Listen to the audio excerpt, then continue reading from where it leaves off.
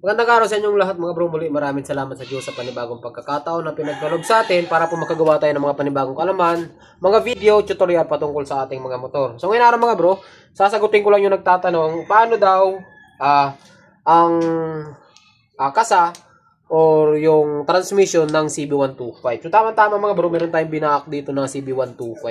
So isang mabilisang video lang ito mga bro, bago natin umpisahan, yung mga bago pa lang dito sa ating channel, huwag niyo po kalimutan mag-subscribe and hit the notification bell para po palagi kayong updated tuwing mag-upload po tayo ng mga panibagong tutorials. So, tara!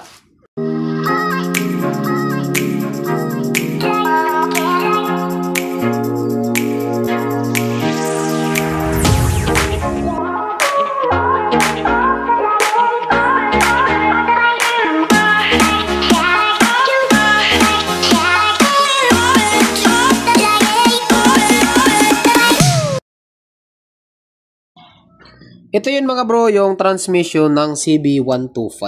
Yan. So, fourth gear lang naman tayo mga bro. Ayan o, fourth gear lang naman siya. Okay, malalaman nyo naman yan kasi yung gear natin, 4 lang po. Okay, so marami yung nalilito dito. Mayroon namang nagtanong sa atin, nawalan daw ng fourth gear simula nung in-overhaul dahil mali yung kasa ng transmission. Ayan. So, dito naman mga bro, hindi po kayo mahihilo or hindi kayo malilito kasi yung main shop natin or yung ating, ayan o, yung ating input shop. So, sinabing input shop kasi dito nakasalpak yung ating clutch. Sorry, ito yung ating clutch, no? Ayan, dito. So, pwede nyo naman tanggalin to kung gusto nyo palitan. Ayan, merong washer dito mga bro. Ito po yun. Pero hindi po siya nalalaglag, oh. Kahit kahit ilaglag natin, hindi po siya nalalaglag kagaya ng ibang transmission. So, dito, wala na kayong problema kasi hindi naman siya malalaglag. Pero, kung halimbawa, nabuong itong mga ngipin na yan or yung mga transmission natin, natatanggal naman to. Susungkitin nyo yan para makalas. Tapos, dun yung mapapalitan yung ating mga gearings or yung ating transmission gear.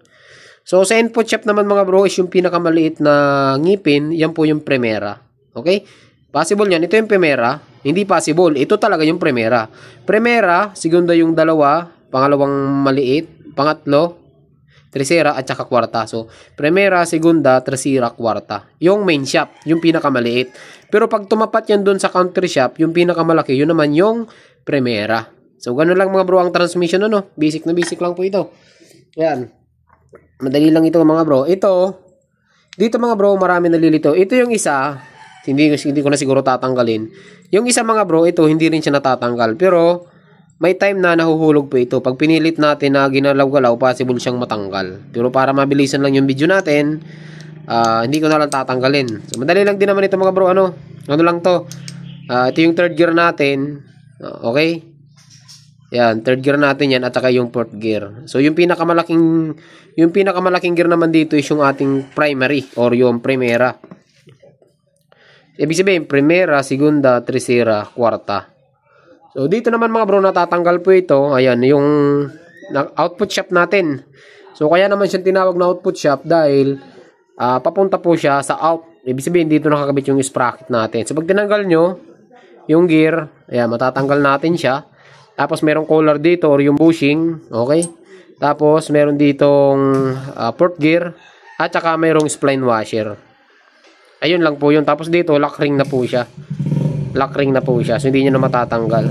So, sa pagkakabit nito mga bro, ito po yung una. Okay? Ayan yun. Tapos, ay baliktad. Ito muna, yung spline washer natin. Ayan. Okay? Tapos, ito yung ating fourth gear. Ayan.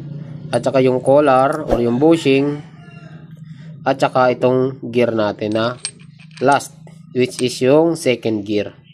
So, ganun po yan, Ganun ang mechanism or yung arrangement ng natin. Ganun yung arrangement ng ating gearings.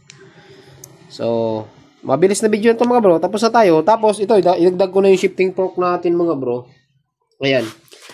So, pag nagbuo kayo ng CB125, ganito na lang yung gawin nyo. Nasa baba yung kicker natin, tsaka yung spring. Tapos, yung shifting fork natin, hindi naman kayo malilito mga bro.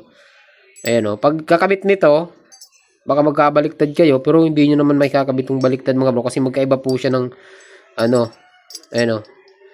Okay, yung may palatandaan na lang gawin yung mga bro. Mayroong pangalan po yan, R tsaka L. Yan, yung R, right po yan. Ibig sabihin, yung right natin is ito. So, dito natin nakakasa to. Dapat nababasa nyo rin po siya, no? Ayan, nakaganyan siya. Okay, tapos yung L natin is nakaganito siya. So, nakagano po ang itsura nyo. So, antayin ko lang yung bearing mga bro, kasi nagpalit po tayo dito ng clutch bearing sa may counter shop. Ay, main shop. Ito. Kasi yung bearing nito ay umaalog na. So, ganun lang yung pagkakabit mga bro ng transmission. Napakadali lang itong CB125 na ito. Kung meron pa kayong gustong itanong mga bro, huwag niyo pong kalimutan i-comment at sasagutin natin yan pag may oras tayo. So, ito lang naman mga bro, ay dadalawa lang naman ang shifting fork, kaya hindi naman kayo malilito. Ganito po yan, oh. Ayan. So, paano ba yan mga bro? Hanggang dito lang yung video natin. So, maglilinis pa tayo ng crankcase nito at yung ibang mga parts niya. So hanggang dito lang mga bro, magandang araw po sa inyong lahat at ride safe po palagi.